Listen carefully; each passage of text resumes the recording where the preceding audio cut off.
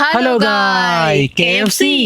അപ്പൊ നമ്മള് KFC ഞാൻ കേട്ടിട്ടുണ്ട്, പക്ഷെ കഴിക്കുന്നത് ഇത് ആദ്യമായിട്ടായിരിക്കും. അപ്പൊ ഗൈസ് നമ്മളിതേ KFC ഇത് കവറ് പൊട്ടിക്കാൻ പോവാണ്. നൊസ്റ്റാഫീല് ആർക്ക് ഇഷ്ടപ്പെടാത്തത് അല്ലേ? എനിക്ക് ഒരുപാട് ഇഷ്ടമാണ് കേട്ടോ. എനിക്കെന്നല്ല, ഏതാണ്ട് ഒരു 90% ആളുകൾക്കും ഇഷ്ടമാണ്. ഇപ്പോൾ ഒരു ട്രെൻഡിങ് താരമുണ്ട്, അഭിലാഷ് പ്ലാവടിയുള്ളത്. പുള്ളിയുടെ വീഡിയോസൊക്കെ ആ ഒരു ലെവലിലാണ്. ഈ കനാലിൽ പോയി ഭക്ഷണം കഴിക്കുക, തോട്ടുപറമ്പിൽ ഇരുന്നിട്ട് ചായ കുടിക്കുക, ഫുള്ള് നൊസ്റ്റാഫീല്. അടിപൊളിയാണ് കേട്ടോ, എനിക്ക് ഒരുപാട് ഇഷ്ടമായി. അഭിലാഷും അവൻ്റെ അനിയനും കൂടി റീസെൻ്റ്ലി ഇപ്പോൾ ഇൻസ്റ്റാഗ്രാമിലാണെങ്കിലും 500K ഫോളോവേഴ്സ് ആവാനായിട്ടുണ്ട്. നിറഞ്ഞടിക്കൊണ്ടിരിക്കുകയാണ് കേട്ടോ. ഇടുവേണം, പ്രത്യേകിച്ച് 90s ആളുകൾക്കൊക്കെ അവരെ വീഡിയോ ഇഷ്ടപ്പെടാതിരിക്കുന്നില്ല, കാരണം നൊസ്റ്റയാണല്ലോ അല്ലേ. പക്ഷേ ഒരു കാര്യം വ്യക്തമായിട്ട് നമ്മൾ പറയാനുള്ളത്, പക്കായിട്ട് ഇതൊരു റിയൽ ലൈഫിൽ നടന്നുകൊണ്ടിരിക്കുന്ന സംഭവമല്ല, അതാണ് സത്യം. അവർ ചെയ്യുന്ന ഓരോ വീഡിയോ ഒന്നിനൊന്നിനും വെച്ച് തന്നെയാണ്.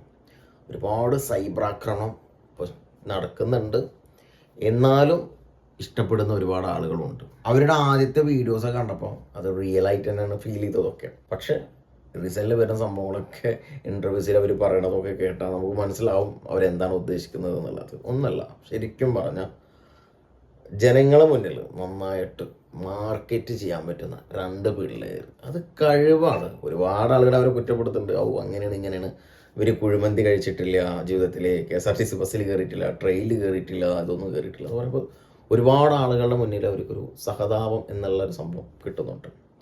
അതവർ കയറി പിടിച്ച് അത് വലിയൊരു മാർക്കറ്റ് തന്നെയാണ്.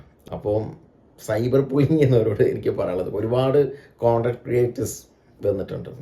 അവരങ്ങനെയാണ്, അവരിങ്ങനെയാണ്, അവരെന്താ ബിരിയാണി ഒന്നും കണ്ടിട്ടില്ലേ, ചുമ്മാ അലക്കാണ്. എടാ, ഇതൊരു മാർക്കറ്റാണ്, അത് മനസ്സിലാക്കുക. ഈ 2 പിള്ളേർ ഒരു ഫോണും നോക്കി ഇത്രയും അധികം ആളുകളെ മാർക്കറ്റ് ചെയ്ത് വീഴ്ത്തണമെന്നുണ്ടെങ്കിൽ ഒരു വേറെ ലെവലാണ്. പ്രത്യേകിച്ച് 90s 80s ഇവരൊക്കെയാണ് അവരെ ടാർഗറ്റ് എന്ന് പറയുന്നത്. പിന്നെ അവരോട് ഇൻ്റർവ്യൂസിൽ ചോദിക്കുന്നുണ്ട്, നിങ്ങൾ കുഴിമന്തി കഴിച്ചിട്ടുണ്ടോ എന്ന്. ഇല്ല, കുഴിമന്തി കഴിക്കാൻ ഞങ്ങൾക്ക് പേടിയാണെന്നൊക്കെ. ചുമ്മാ വിടുകയാണ്.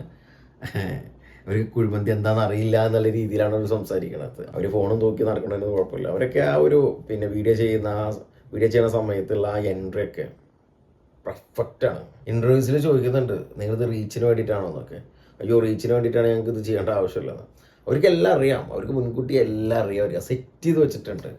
ഒരു നൊസ്റ്റ എന്നുള്ള സാധനത്തിനെ വെച്ചിട്ട് ഫോക്കസ് ചെയ്തിട്ട് ബിസിനസ് ചെയ്യാം. അതിലവർ സക്സസ് ആയി. ബർത്ത്ഡേ പ്രൊമോഷൻസ് ഒക്കെ അവർ ചെയ്യുന്നുണ്ട്, വെറും 2000 രൂപ ചെയ്യണതൊക്കെ. ഇപ്പോഴത്തെ ഒരു കണക്ക് വെച്ചിട്ട് അവർക്ക് 2000 പോരാ, കാരണം റീസെൻ്റ്ലി തകർത്താട് കണ്ടാവും. പക്ഷേ ഇതിനൊക്കെ കുറ്റപ്പെടുത്തുന്ന ആൾക്കാരൊക്കെ, പറയുന്ന ആൾക്കാർ, കോണ്ടന്റ് ക്രിയേറ്റീവ്സൊക്കെ 80,000 1 lakh മേടിച്ച് പ്രൊമോഷൻ ചെയ്യുന്ന ആൾക്കാരാണ്. ഒരു 2000 മേടിച്ച് ഒരു പിടിക്കണില്ല ഇവർക്ക്. എന്തായാലും പിള്ളേർ വേറെ ലെവലാണ്. അവരെ ബിസിനസ്സാക്കി, അതിലൊരു തെറ്റുമില്ല. അത് അവരെ കഴിവാണ് തെളിയിച്ചു, അത്ര തന്നെ.